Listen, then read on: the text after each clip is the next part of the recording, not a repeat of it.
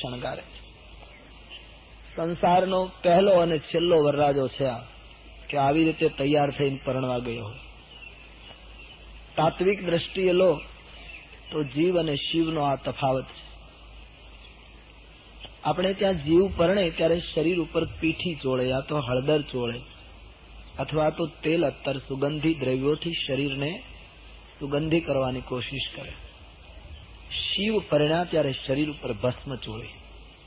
આનો અર્થ એ છે કે શંકરજીએ જગતને બતાવ્યું, હું યોગીઓનો ઈશ્વર છું, હું પણ પરણવા જાઉં છું.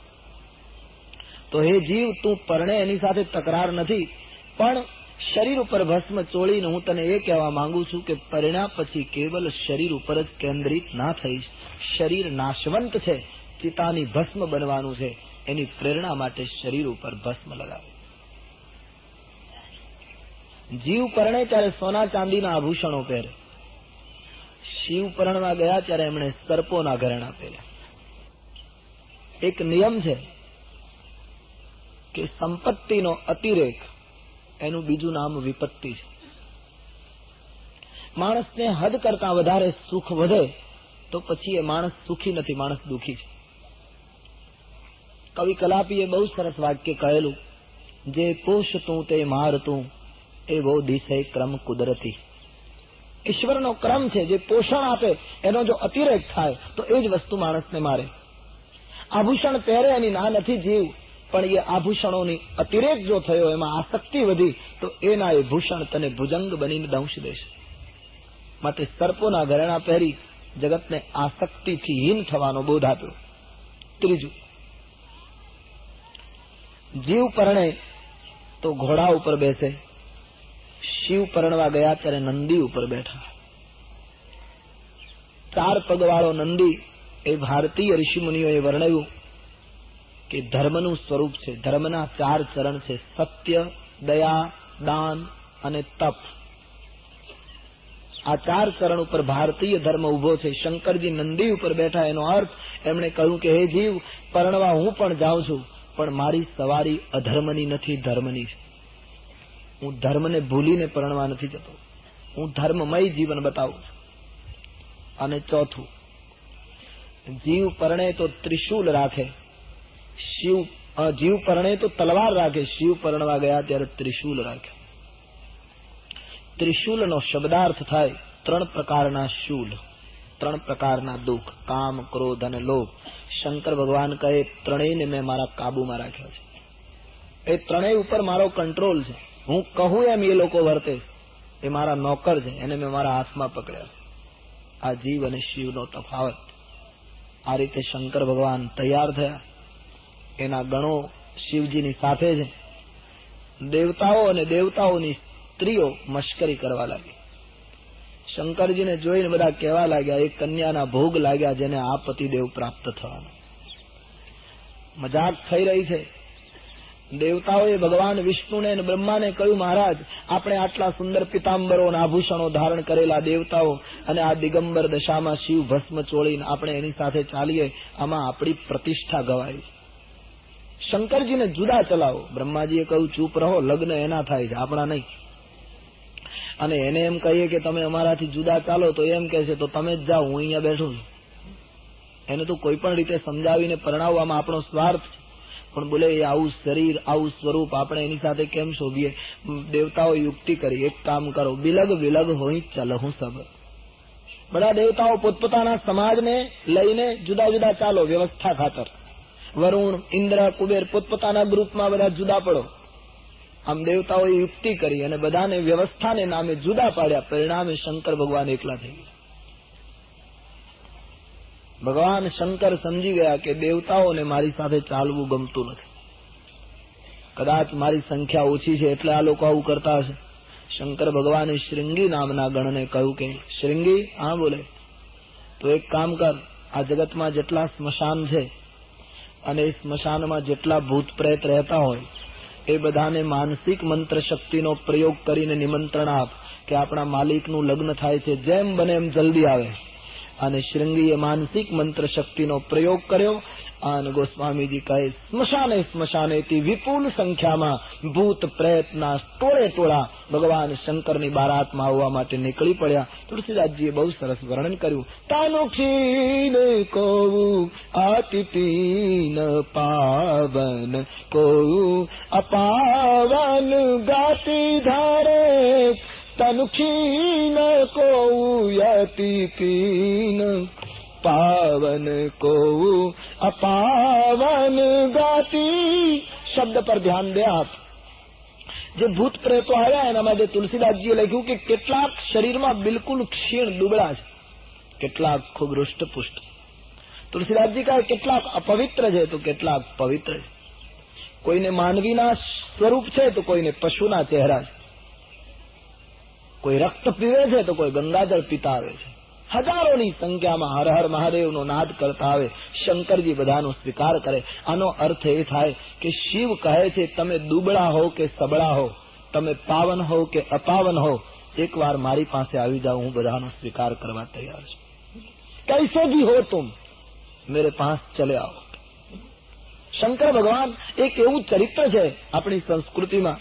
અને એટલા માટે તો આપણે ત્યાં નિયમ છે. એ તો પછી કોઈ વ્યક્તિગત કોઈનું મંદિર હોય તો એક વાત જુદી છે, વ્યવસ્થા ખાતર કોઈ નિર્ણયો કરે એક વાત જુદી. નહીતર આપણે ત્યાં નિયમ છે આપણી સંસ્કૃતિમાં કે બધા દેવના મંદિરમાં પડદો આવે, શંકરના મંદિરમાં પડદો ના આવે.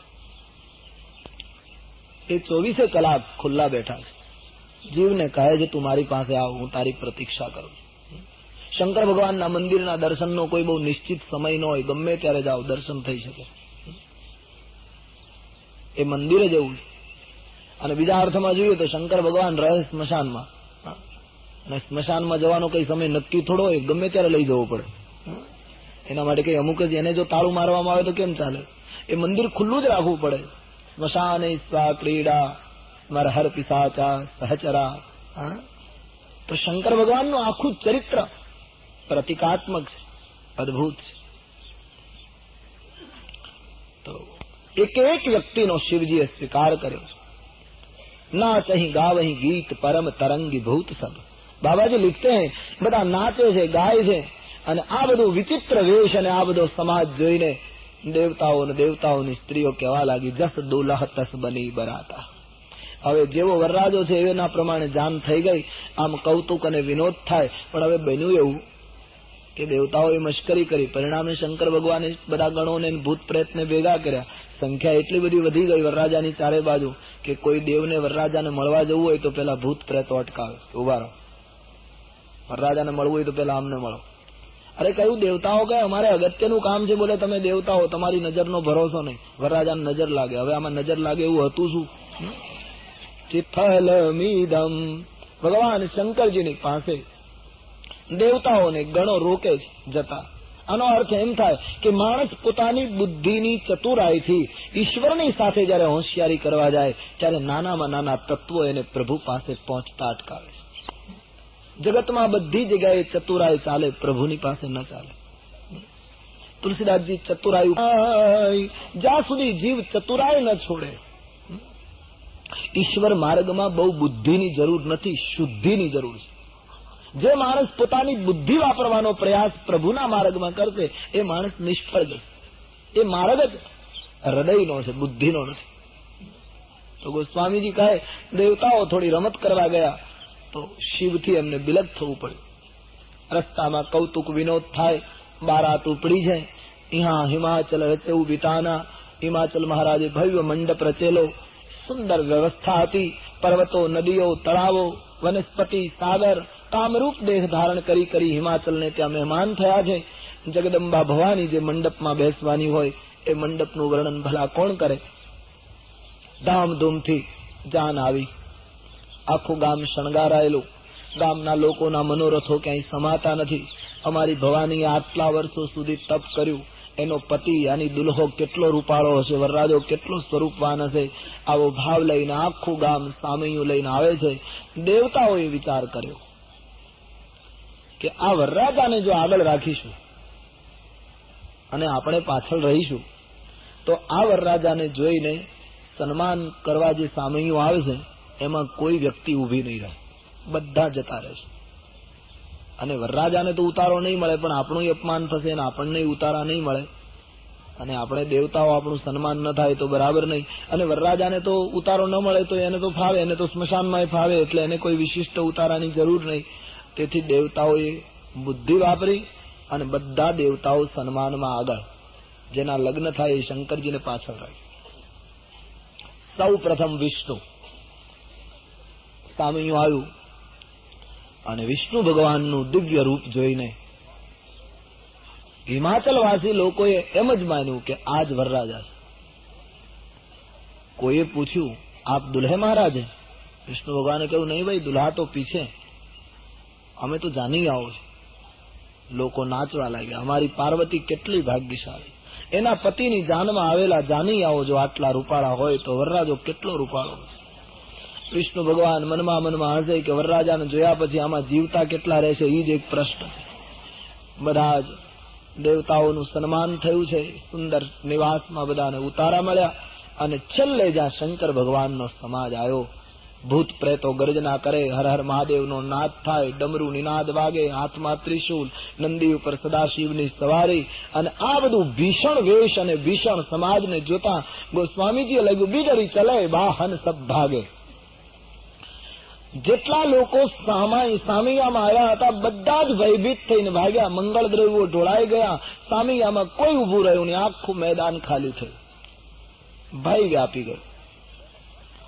શંકર ભગવાને ગણોને પૂછ્યું કે આ ગામમાં કોઈની જાન આવે ત્યારે સામૈયામાં આવી રીતે ભાગવાનો રિવાજ છે? બોલે મહારાજ આવો રિવાજ હોય નહીં, પણ આપણે આવ્યા પછી શરૂ થાય. આ શ્રી ગણેશ આપણામાંથી થયું છે મહારાજ.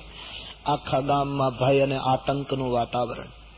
ભગવાન શંકરજીએ કહ્યું, કઈ વાંધો નહીં, જેને સન્માનની ભૂખ હતી એ દેવતાઓ આગળ પહોંચી ગયા, આપણને સન્માનથી શું લેવા દેવા. તુલ્ય નિંદા સ્તુતિર મૌની સંતુષ્ટો એન કેનચિત અનિકેત સ્થિર મતિર ભક્તિ માનમે પ્રિયો નરહ. નિંદા અને સ્તુતિ અસર કરે તો એ શિવ કેમ કહેવાય? એની મેળાએ શંકર ભગવાન ઉતારે પહોંચે. આખા ગામની અંદર ભય અને આતંક છે, બાળકો કાંપે છે ગામની અંદર. એના માતા પિતા બાળકોને પૂછે શું થયું? બોલે માં અમે ઘણા વરરાજાને જોયા, બાકી આ વરરાજો નથી, યમરાજાનો દૂત આવ્યો. ભયંકર બાળકો પોતાની કાલી ગયેલી ભાષામાં માતા પિતાને કહે વરરાજાએ શરીર ઉપર ભસ્મ ચોળી છે, કપાલ છે, સાથે ભૂત પ્રેત પિશાચોના ટોળા છે. વરરાજાને જોયા પછી એ જ જીવતો રહેશે જેને બહુ પુણ્ય કર્યા હશે, અને જે જીવતા રહેશે એ જાનને લગ્નને બરાબર જોઈ શકશે. ઘરે ઘરે આવી વાતો થાય, માતા પિતા બાળકોને શાંત કરે, ભયનું વાતાવરણ. શિવજી લગ્ન મંડપને દ્વારે પહોંચે. મહારાણી મૈના યાની પાર્વતીના માતા, એને હજી ખબર નથી કે મારો જમાઈ કેવો છે. સરસ આરતી શણગારી શંકરજીનું સન્માન કરવા માટે સાસુ સખીઓની સાથે આવી છે. એટલી સરસ કલાત્મક આરતી શણગારી. સાસુએ એને એમ થયું કે હું મારા જમાઈની આરતી ઉતારીશ તો એ કેટલો રાજી થશે, કેટલાક પ્રસન્ન થશે. આવો ભાવ લઈને મહિના મહારાણી આવ્યા. અમારે સંતોનો મત છે કે શરૂઆતમાં જયારે આરતી ઉતારવા ગયા ત્યારે મહિનાએ પોતાના જમાઈનું રૂપ ભયંકર નથી જોયું, સૌમ્ય જોયું છે, અને છતાંય એના હાથમાંથી આરતી પડી ગઈ. એનું કારણ મહિનાના મનમાં એક એવો ભાવ હતો કે મેં આટલી સરસ આરતી પ્રગટાવી છે, કલાત્મક છે, સુંદર દીપ પ્રગટાવ્યા છે, હું મારા જમાઈની આરતી ઉતારીશ તો આરતી જોઈને મારો જમાઈ કેટલો ખુશ થશે. એમ માનીને આરતીનું એક વર્તુળ પૂરું કરવા ગયા ત્યાં આરતી એના હાથમાંથી પડી ગઈ. કારણ મહિનાને એમ થયું કે હું એટલી સરસ આરતી ઉતારીશ, પણ શંકરજીની આરતી ઉતારતા એના લલાટમાં ચંદ્રને જોતા મહિનાના હાથમાંથી આરતી પડી ગઈ. કહો જેના ભાલમાં સ્વયં ચંદ્ર હોય એની આગળ આરતીના પ્રકાશની શું કિંમત. યસ્યાંગે ચ વિભાતિ ભુધર સુતા દેવા પગા મસ્તકે ભાલે બાલ વિધુર ગલે ચ ગરલમ યસ્યોરસી વ્યાલરાત. આરતી પડી ગઈ. જેના લલાટમાં સ્વયં ચંદ્ર.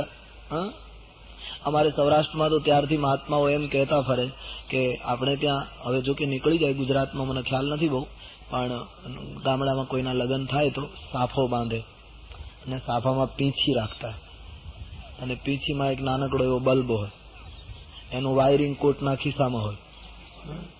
કારણ કે બેટરી તો બહારથી જ નાખવી પડે, અંદર તો કઈ લગભગ હોય નહીં, માંડ માંડ એને બેસાડ્યો હોય ઘોડા ઉપર. આ રિવાજ જે બલ્બ કરવાનો જે રિવાજ છે પ્રકાશ કરવાનો, એ શિવ પરિણ્યા ત્યારથી શરૂ થયો. શંકરને તો સ્વયં ચંદ્ર હતો, આપણે એ સગવડ નહીં તો બીજું પણ કંઈક થોડું ઘણું અજવાળું કરવું, આ ત્યારથી પ્રથા શરૂ થઈ. અને તમે જોજો એ બલ્બ પણ મોટે ભાગે લોકો લાલ રંગનો પસંદ કરે, અને લાલ રંગ ખતરાની નિશાની છે. એનો અર્થ એમ કે હવે આની હેરાનગતિનો આરંભ થયો છે, આની શરૂઆત હવે થઈ છે. શંકરજી પરણ્યા ત્યારે એના લલાટમાં તો સ્વયં ચંદ્ર છે. પણ જ્યાં બીજી વાર ભવાનીની માતા જોવા ગયા, વિકટ રૂપ જબ રુદ્રહી દેખા. ચંદ્રશેખરનું વિકટ રૂપ જોતા તમામ અબળાઓ ભયભીત થઈ ગઈ. આરતીના દીપ હુલવાઈ ગયા, મંગલ દ્રવ્યો ઢોળાયા, મહારાણી મૈનાને ચક્કર આવ્યા. સહેલીઓ એને ઉંચકીને રાજભવનમાં લઈ ગઈ. બીજી વાર શિવજીનું અપમાન થયું, છતાંય મન ઉપર કોઈ અસર નહીં. નહીતર વરરાજાનું અપમાન થાય એટલે કેટલું ભયંકર પરિણામ આવે. આપણે બધા જાણીએ છીએ. છોકરામાં કાંઈ ન હોય, આપણને ખબર હોય, છતાં લગ્ન થાય ત્યારે 8 દિવસ એને કેટલો સાચવવો પડે. બધા ભાઈ ભાઈ કરે, બધા સંભાળે. કોઈ ચા આપે તો એમ કે નહીં, ભાઈ બહુ નથી પીતા, અને છતાં એટલું બધા જાળવે એને. તલવાર એટલા માટે જ હાથમાં આપવામાં આવે છે. એ તો સારું છે કે એનો ઉપયોગ નથી કરતો, એનું કોઈથી અપમાન કરાય નહીં, એને કોઈથી કંઈ એને કહેવાય નહીં. શિવનું 2 વાર અપમાન થયું ગામની બહાર અને મંડપના દ્વારે. છતાં એ જ સ્થિતિ. આકાશમાં ગમે તેટલા વાદળા આવે ને જતા રહે, પણ આકાશ એમનેમ સ્થિર રહે છે. એમ જેની ચિત્તવૃત્તિ આવી રીતે બની રહે, પ્રશંસા આવે કે નિંદા આવે. આખા ગામમાં અને રાજભવનમાં ભાઈ શંકર ભગવાન પોતાના સમાજ સાથે ઉતારે જતા રહે. દેવતાઓને ચિંતા થઈ છે કે 2 વાર શિવજીનું અપમાન થયું. સારું છે, રોષ ચડતો નથી, પણ જો ગુસ્સો કરશે તો બ્રહ્માંડને બાળી દેશે. બુદ્ધિમાન દેવતાઓ શંકર ભગવાન પાસે જઈ ચતુરાઈ દેખાડવા લાગ્યા. ભોલેનાથ, આ લોકો તમારું 2 વાર અપમાન કરી ચૂક્યા, તમારું અપમાન એ અમારું જ અપમાન ગણાય. અને મહારાજ, એમાં એનો દોષ પણ નહીં. તમારા સાસુએ મૂર્છિત થઈ ગયા, એમાં એનો શું દોષ મહારાજ? કેમ કે તમારા ગળામાં સર્પ જોઈ, કાળને જોઈ બધા જ ભયભીત થઈ જાય, સ્વાભાવિક છે. શંકર ભગવાને દેવતાઓને કહ્યું કે મને મારી સાસુની દયા આવે છે. કેમ કે મારા ગળામાં સર્પ જોઈને ભયભીત થઈ ગયા. એને તો રાજી થવું જોઈએ. કેમ કે કમસે કમ એટલો વિચાર કરવો જોઈએ કે એનો જમાએ કાળને ગળામાં નાખીને આવ્યો, એની દીકરીનું સૌભાગ્ય અખંડ થઈ ગયું. આ સાસુને તો કોઈ એવો જમાઈ જોતો લાગે છે એની દીકરીની માંગનો સિંદૂર ભૂસાવે. સ્વયં કાળને ગળામાં નાખીને પરણવા આવ્યો છું, મેં કાળને જીત્યો છે. એને તો ગૌરવ લેવું જોઈએ કે એનો જમાઈ અમર છે, એની પુત્રીનું સૌભાગ્ય અખંડ છે. દેવતાઓએ કહ્યું, મહારાજ એ બધું બરાબર, પણ એ લોકો સમજી ન શકે. એક કામ કરો પ્રભુ. શું? લગ્ન વિધિ પૂરો થાય અને લોકો વળાવી દે ત્યાં સુધી તમે અમારા કપડા પહેરો, અમારા પિતાંબરો ધારણ કરો. શંકર ભગવાને કહ્યું, નહીં, એમને દીકરી આપવી હોય તો આપે, ના આપવી હોય તો એની મરજી, બાકી મારા વેશમાં કઈ ફેરફાર નહીં થાય. જ્યાં સુધી જમવાની રહેવાની વ્યવસ્થા છે ત્યાં સુધી રોકાઈશું, ને એમ કઈ જતા રહો ત્યારે જતા રહેશું, આપણે ક્યાં ખોટું લાગે એવું. શંકર ભગવાન બિલકુલ સહજ બોલતા હતા. દેવતાઓ ચિંતિત છે. આખા ગામમાં ભયનું વાતાવરણ. પોતાની પુત્રીને ગોદમાં બેસાડી મહારાણી મૈના રડી પડ્યા. વિધાતાને દોષ દેવા લાગ્યા કે બેટા, વિધાતાએ તને આટલી સુંદરતા આપી અને તારા પતિને આવો કુરૂપ કેમ બનાવ્યો? જે ફળ કલ્પવૃક્ષને લાગવું જોઈએ તે બાવળને લાગી રહ્યું છે. નારદજીનું મેં શું બગાડ્યું કે મારું ઠરીઠામ થયેલું ઘર એમણે ઉજાડી નાખ્યું. તને બેટા નારદે ઉપદેશ આપો તો આ પરિસ્થિતિ આવીને. બાંજ કી જાન પ્રસવ કી પીરા, એને શું ખબર પડે સંસારીની લાગણીઓનો નારદજીને? આમ નારદને દોષ દેવા લાગ્યા. મૈનાજી કહેવા લાગ્યા પોતાની પુત્રીને, બેટી ગમે તે થાય, હું તારા લગ્ન શિવ સાથે નહીં થવા દઉં. અટકાવે છે.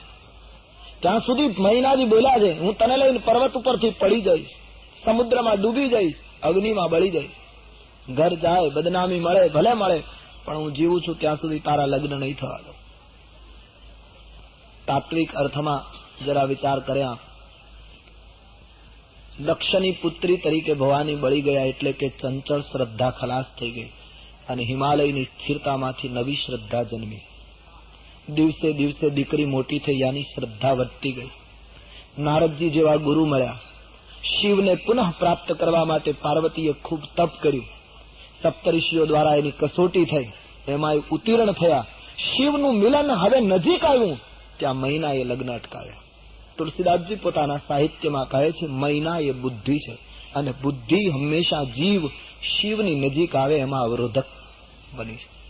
બુદ્ધિ તત્વ, કારણ કે બુદ્ધિ હંમેશા વિચાર કરશે, આમ છે આમ છે, અને તેથી મૈનાએ લગ્નમાં વિરોધ કર્યો છે.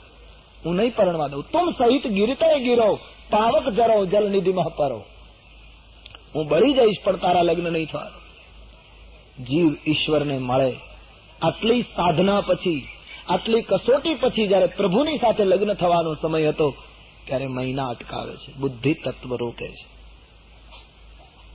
પણ પાર્વતી બહુ સરસ બોલ્યા, માં તું મારી પ્રસૂતા છો, હા તું કહીશ ને તો ડુંગર ઉપરથી પડીને આપઘાત કરીશ, મરી જઈશ.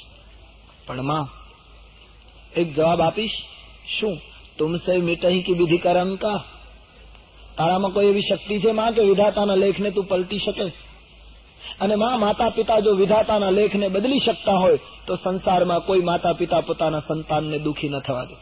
માં, સુખ અને દુઃખે તો મારા લલાટમાં વિધાતાએ જે લખ્યા મારે જ્યાં જઈશ ત્યાં પામવાના છે. કરુણાનો અવસર નથી માં, કલંક સ્વીકાર નહીં. આમ કઈ પાર્વતી પોતાની માતાને સાંત્વના આપે છે. આમ ચર્ચા ચાલે છે. એમાં એ જ સમયે નારદ અને સપ્તઋષિઓ ગામમાં આવ્યા.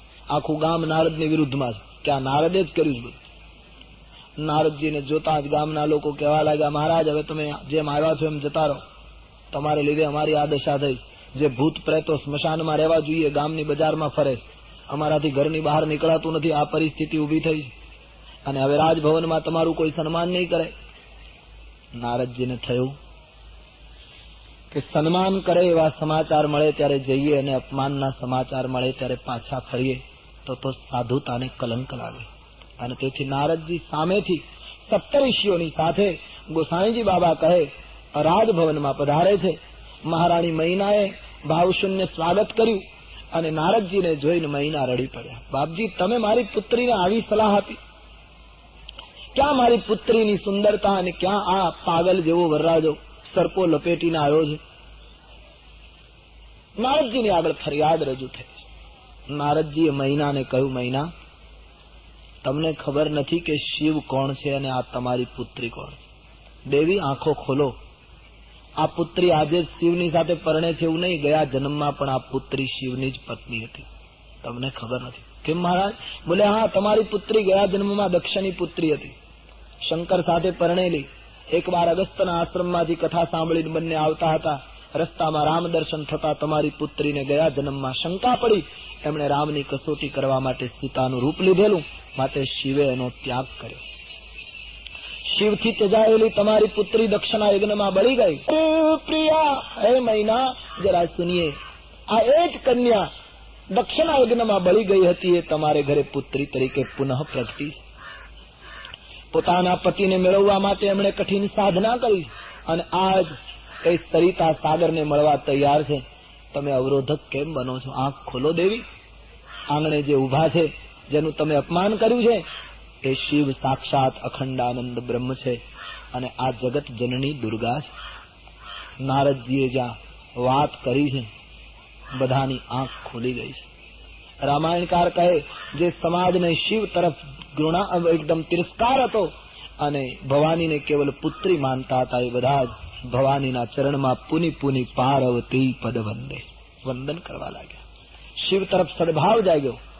આનો અર્થ એમ થાય કે આપણા ઘરમાં જ શક્તિ હોય, આપણા દ્વારે જ શિવ તત્વ ઉભું હોય, પણ નારદ જેવો સંત જ્યાં સુધી બુદ્ધિને દીક્ષિત ન કરે ત્યાં સુધી એની ઓળખાણ કઠિન છે. કોઈ સંત, કોઈ ગુરુ, કોઈ મહાપુરુષના માધ્યમની જરૂર પડે. નહીતર કોનામાં? એક એક વ્યક્તિમાં શક્તિ તો પડી છે. સ્વામી રામકૃષ્ણ પરમહંસમાં જે તત્વ હતું એ શું આપણામાં નથી? સ્વામી રામ તીર્થ જે ખજાનો રાખતા હતા એ આપણામાં નથી? બધામાં પડ્યું જ છે. તુલસીદાસ, ઈશ્વર સર્વભૂતાનામ હૃદય શેર ઝુંટિષ્ઠતિ. હરેક વ્યક્તિના હૃદયમાં એટલું જ તત્વ પડ્યું, પણ કોઈ સંત એને ખોલે. એટલા માટે ગુરુની જરૂર છે, એટલા માટે કોઈ સંતના માધ્યમની જરૂર. ખજાનો આપણે જ્યાં છીએ ત્યાં જ છે. આંખ ખુલે કોઈ સંત દ્વારા. કેવલ બુદ્ધિ ઈશ્વરને નહીં ઓળખી શકે, શક્તિને નહીં પહેચાની શકે. બુદ્ધિ સંત દ્વારા દીક્ષિત થાય. રામાયણમાં એક બહુ સુંદર ચોપાઈ છે. કેવટ બુધ વિદ્યા બડી નાવા. માનવની વિદ્યા, માનવની બુદ્ધિ એ નૌકા છે અને પંડિતો અને વિદ્વાનો એના નાવિક છે. પણ બુદ્ધિની નૌકામાં જ્યાં સુધી રામ ન બેસે ત્યાં સુધી ફેરો સફળ ન થાય. प्रत्येक व्यक्ति की बुद्धि में राम बैठ जाए, बुद्धि संत के द्वारा दीक्षित हो जाए. केवल बुद्धि फरी फरीने एना ઉપર વજન દઈ રહ્યો છું. કેવલ બુદ્ધિથી ઈશ્વર નહીં ઓળખાય. કોઈ દિવસ પ્રયાસ ન કરશો. આજનું જગત કેવત બુદ્ધિથી પ્રભુને પકડવાની કોશિશ કરે, નિરર્થક પ્રયાસ. ઉપનિષદકારોએ એમ કહ્યું છે, બુદ્ધિ ખંડ છે અને ઈશ્વર અખંડ છે. ખંડ કોઈ દિવસ અખંડને પકડી ન શકે. આ સનાતન સિદ્ધાંત છે. અખંડને મેળવવા માટે અખંડ અંતઃકરણ જોઈએ. ખંડિત બુદ્ધિ, ક્યાં બુદ્ધિ ક્યાં વિરાટ બ્રહ્મ. એક બે છોકરાઓ સમુદ્રને કિનારે લડતા હતા અને એમાં એક છોકરાએ બીજા છોકરાનું શર્ટ ફાડી નાખ્યું. તો પેલો રડવા લાગ્યો, પેલો મારીને જતો રહ્યો છોકરો. પેલો ગરીબ માણસ રડી પડ્યો છોકરો. એમાં એક સંત નીકળ્યા. રડતા બાળકને જોઈને સંતનું હૃદય દ્રવી ગયું. હાથ પકડ્યો, બેટા શું કામ રડે? બોલે, બાબા હું ગરીબ છું, મારી માં મને મારશે, પેલો છોકરો મને મારીને જતો રહ્યો, મારી શર્ટ ફાડી નાખી. સંતને દયા આવી ગઈ. કહું, બેટા હું મોટો સિદ્ધિવાળો સંત છું, અત્યાર સુધીમાં મેં મારી સિદ્ધિનો પ્રયોગ ક્યારેય કર્યો નથી. આજે તું જે માંગે તે હું તને આપું, માંગ,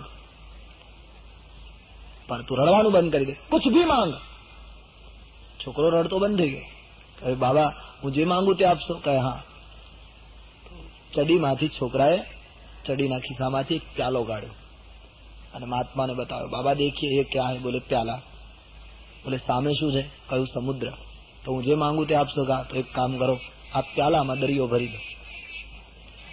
बड़ा हैरान हो गया संत. बच्चे को गले लगा लेते हैं और कहने लगा कि आज जे वस्तु मैंने साधना माथी न मળી એ તારા વાક્યમાંથી મળી. કેમ કે જેમ પ્યાલાની અંદર દરિયો ન ભરી શકાય એમ બુદ્ધિના વાટકામાં અપાર બ્રહ્મ ન ભરી શકાય. कहाँ ब्रह्म?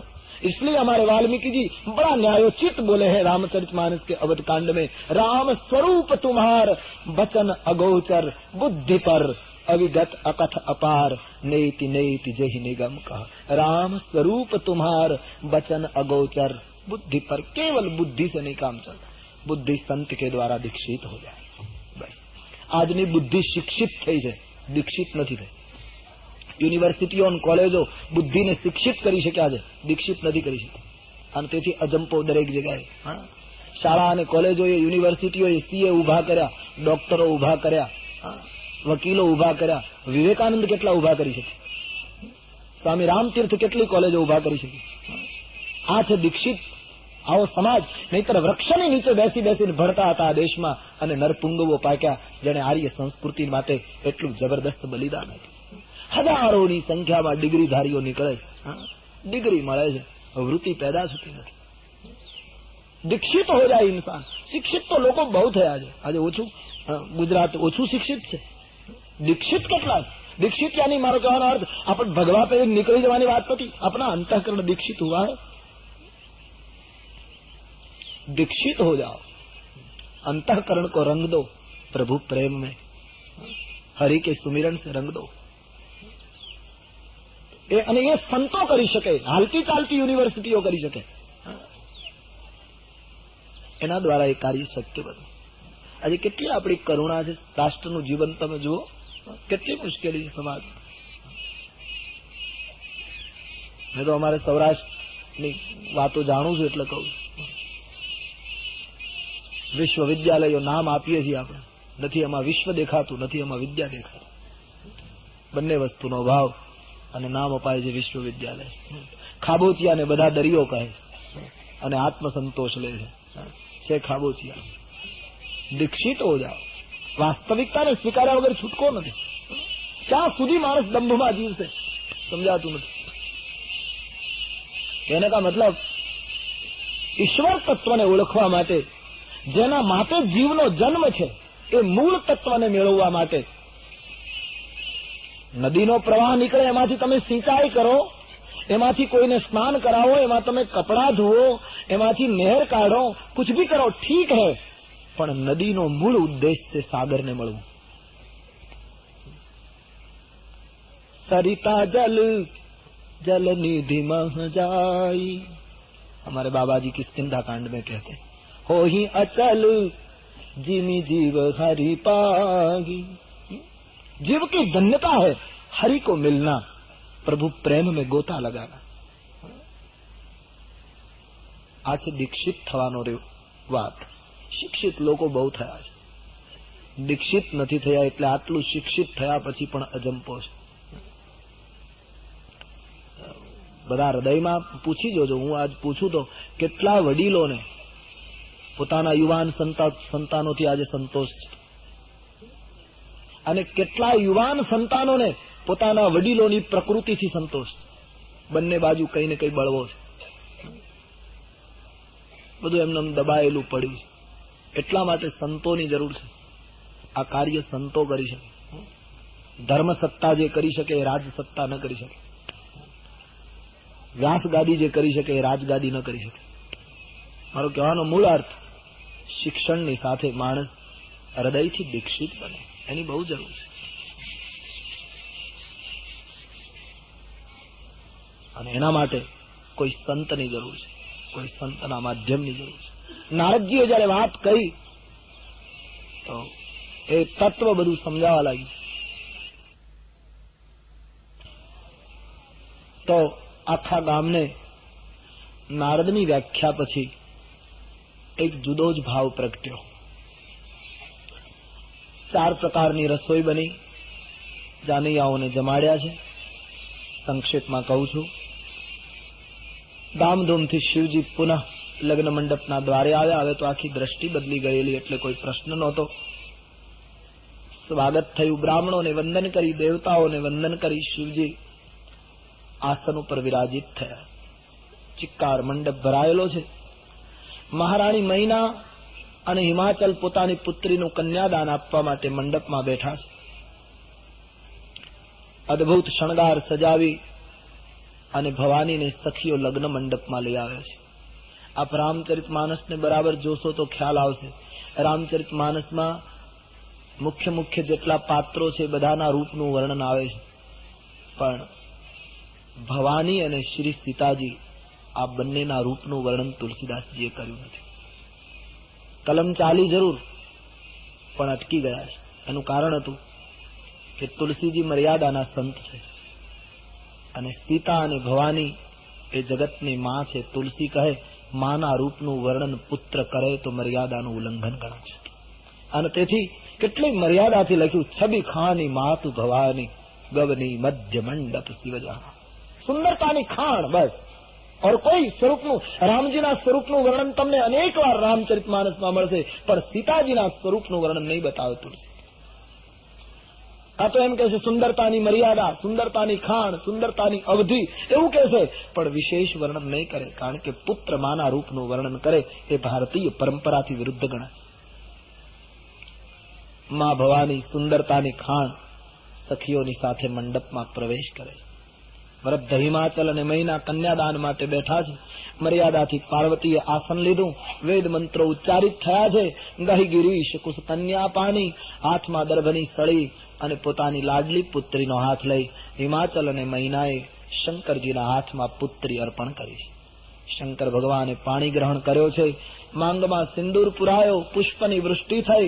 હિમાચલની પુત્રી સુહાગણ બની. મુનિ અનુશાસન ગણપતિ પૂજવું શંભુ ભવાની. મહાત્માઓના આદેશથી ગણપતિની પૂજા કરી શિવ અને પાર્વતીએ. તુલસીદાસજીએ કહ્યું કોઈ શંકા ન કરે, કારણ કે અહીં જે ગણપતિની પૂજા છે સુર અનાજ જીએ જાની.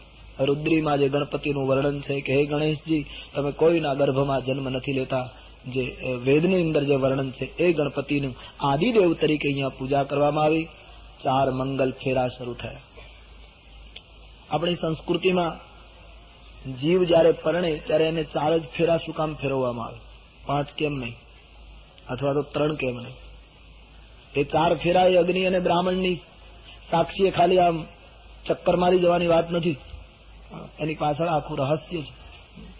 4 ફેરા એ ધર્મ, અર્થ, કામ અને મોક્ષનો સંકલ્પ છે.